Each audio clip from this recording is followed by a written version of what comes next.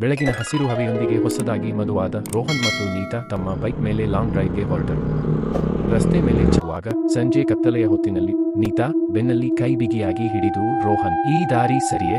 ಬಾ, ಕತ್ತಲು ಆಗ್ತಿದೆ, ಹೆದರಿಕೆ ಬರುತ್ತಿದೆ, ಇದೇನೇ ಅಲ್ವಾ? ಬೇಡ ನೀತಾ, ಈ ದಾರಿ ನೇರವಾಗಿ ಹಳ್ಳಿಗೂ ಸ್ವಲ್ಪ ದೂರದಲ್ಲಿಯೇ ನಿಂತಿದ್ದಾಳೆ. ನೀಲ್ ಮತ್ತು ನೀತಾ ಕುತೂಹಲದಿಂದ ಅವಳನ್ನು ಹಿಂಬಾಲಿಸಿದರು. ಯನ್ನು ಕಂಡು ಸಂತತರಾದರು. ಊಟಕ್ಕೆ ಜೋಪಡಿ ಅಲ್ಲಸಿ ಒಳಗೆ ಹಾಯ್ದರು. ಕಾಡಿನೊಳಗಿನ ಬಂಗಲೆ ಹೊರಗಿನಿಂದ ಹಳೆಯದಾಗಿ ಕಂಡರೂ ಒಳಗೆ ತಾಜಾ ಪೇಂಟ್ ಸ್ಮೆಲ್ ಕೂಡಿತು. ಇಲ್ಲಿ ಯಾರಾದರೂ ಇರುತ್ತಾರೇನೋ? ನೀತಾ ನಿಧಾನವಾಗಿ ಕೇಳಿದಳು.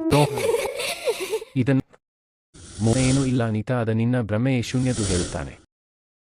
37 ಎಂ. ರೋಹನ್ಗೆ ಆನಕ ಎಚ್ಚರವಾಯಿ.